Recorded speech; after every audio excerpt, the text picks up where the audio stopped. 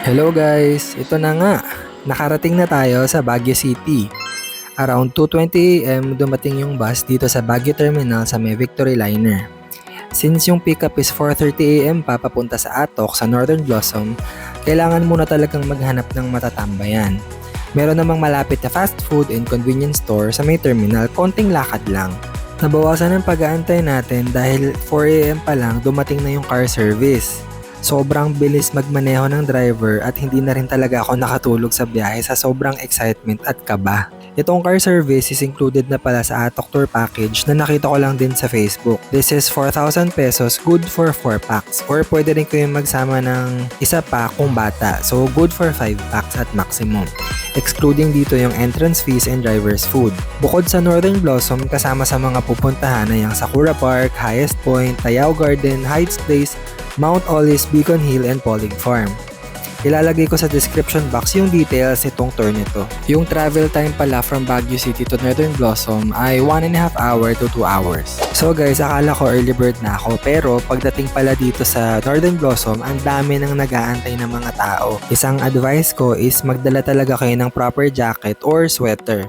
Kasi ako, windbreaker lang yung nadala ko at sobrang nipis pa. Para akong kinakagat ng hangin sa sobrang lamig. Pero depende rin siguro talaga kung lamigin kayo or hindi. Or kung malamig na siya sa'yo. Pero kung wala naman kayong dala, pwede rin naman kayong bumili dito at meron din namang nag-o-offer. Ang una niyo yung kailangan gawin pagdating dito is magbayad ng environmental fee at ng entrance fee. Actually, kahit 5:30 AM pa lang, ang dami na ring nakapila para magbayad ng entrance fee kahit 6 AM pa magbubukas ito. In my experience, meron naman ng personnel dun sa booth ng environmental fee. So, pwede na kayong magbayad ng environmental fee at pagkatapos, tsaka kayo pumila dun sa pagbabayad ng entrance fee. So, dito sa side na to, yung entrance fee, and then dito naman sa other side, yung blue tent, yung environmental fee. Ganito yung itsura dun sa waiting area sa labas mismo ng pinto. Merong mga reminders, yung presyo, makikita nyo na sila dun. At ito naman yung itsura dun sa loob. Ito yung rates nila guys. So 250 for an adult, and then yung PWD, senior, and kids, may discount sila. Dito ko lang din nalaman na meron pala silang in-offer na transient house. So if you prefer na magstay dito overnight, pwede din naman. 6 AM dumating na yung cashier, so nagsimula nang pumasok yung mga nakapila kanina. Yung ibang nakapila pala is for a group of people yung binibili nilang ticket, so medyo mas matagal yung transactions nila. Be patient na lang talaga guys, kasi bukod sa pagbayad, kailangan mo rin magsulat ng personal details like name, address, age. After nyo magbayad, bibigyan kayo ng piece of paper, parang queue number, tapos tatawagin kayo nung personnel ng Northern Blossom mismo. Kailangan ninyo maging attentive para marinig ninyo yung pagtawag sa pangalan ninyo. So sinusundan na natin si Kuya. After pala makabili ng ticket, tatawagin kayo isa-isa. Susundan niya si Kuya. Asan na siya?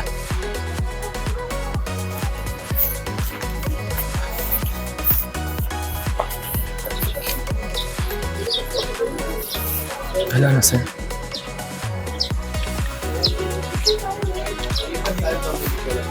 Yes.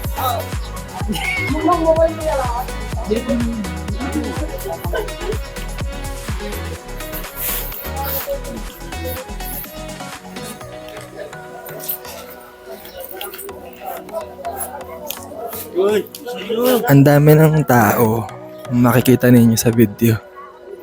Kasi gustong kaya dapat maaga kasi para maabutan yung sunrise dito.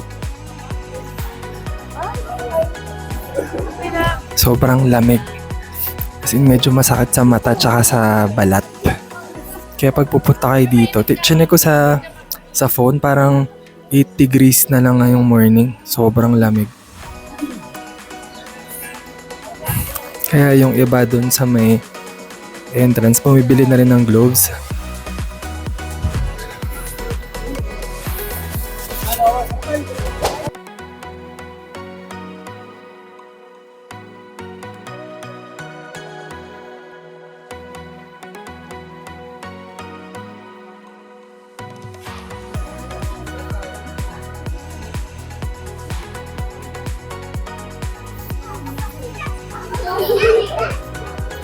pa masyado.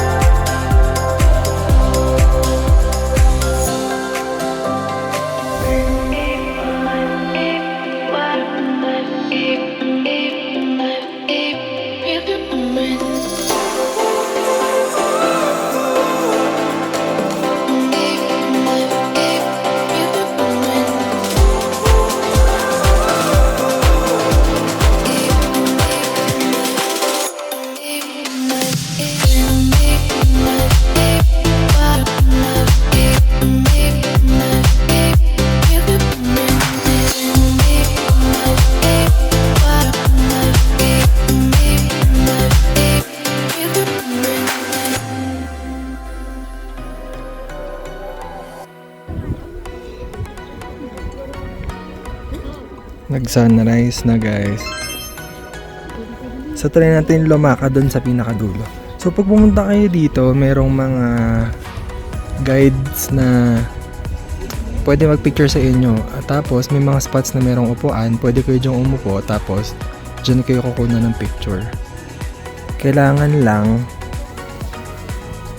magaling kayong mag-position kasi ayan o, against the light na kapag pumutok na yung sikat ng araw.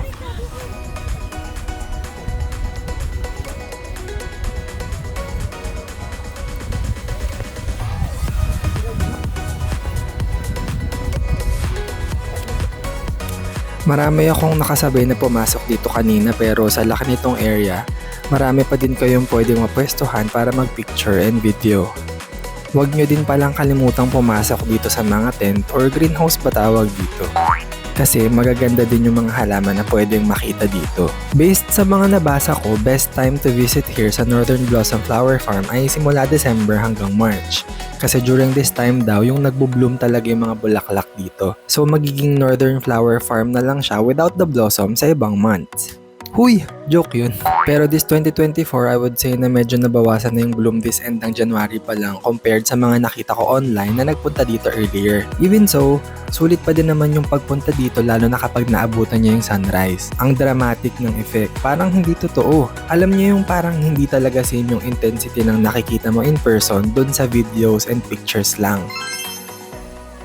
Sabi nila 2 hectares daw tong buong Northern Blossom na farm. So kakapasok pa lang natin, sobrang tagal na natin sa area na to. So hindi ko alam kung malilibot ba to ng... Hindi ko alam kung kaya kong libutin to. Kasi yung tour na kinuha ko is marami pang dapat puntahan.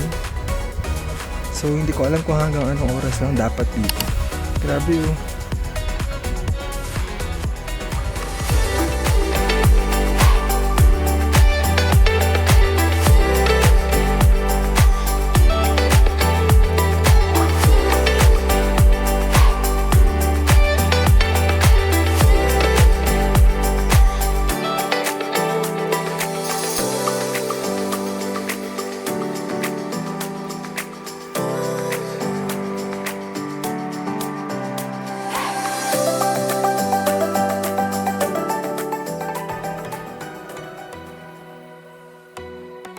Itong mga pwede ninyong lakaran in between ng mga tanim ay medyo maputik at mabato. Hindi naman yung malalim na putik, yung parang nabasa lang ng hamog. So I suggest na mag-comfy shoes kayo na willing kayong madumihan kapag nagpunta kayo dito. Mag-ingat din kayo kasi bukod sa makipot yung ibang dadaanan, pupusuan nyo na lang talaga yung mga slope na walang harang.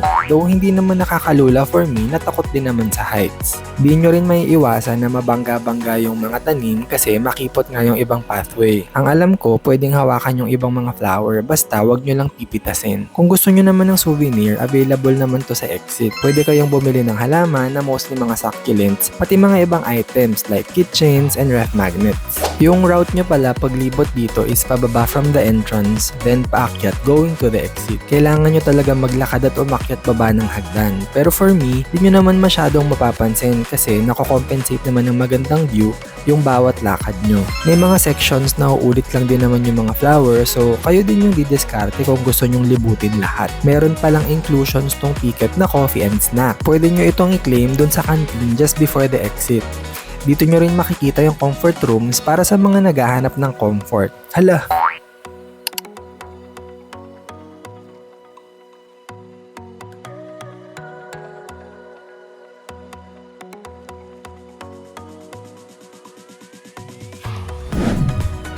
After an hour ng paglilibot at pag-post sa camera, sobrang sigla na ng araw pero malamig pa rin yung hangin. Nawala lang yung kilig sa lamig factor. Marami na rin yung palabas, lalo na yung pare-pareho ata kaming hindi lang itong itinerary. Actually, may mga nakapila pa din sa ibang spots para mag-picture, kaya para sa akin na may limited time lang, hindi na rin ako nakapag-click ng picture sa lahat ng spots. Surprisingly, may mga bata at matatanda rin akong nakita dito. Masasabi ko din na mukha naman silang nag-enjoy. Sa mga bata dahil maraming makukulay na bulaklak, sa mga matatanda dahil very relaxing yung vibe dito. Pero yung iba naka-live or naka-video call pa habang naglilibot. Yes, may network coverage naman dito. Kaya pwede kayong mag-remote work dito. Huy, joke yun. Kung ako sa inyo, isama nyo na to sa next travel plans nyo kahit di niya kayo sinama sa mga plano niya. Ay wow! Sana nakatulong sa inyo ang vlog na to. Samahan nyo pa din ako sa next vlog para makita ninyo yung iba ko pang pinuntahan dito sa Atok. See you there!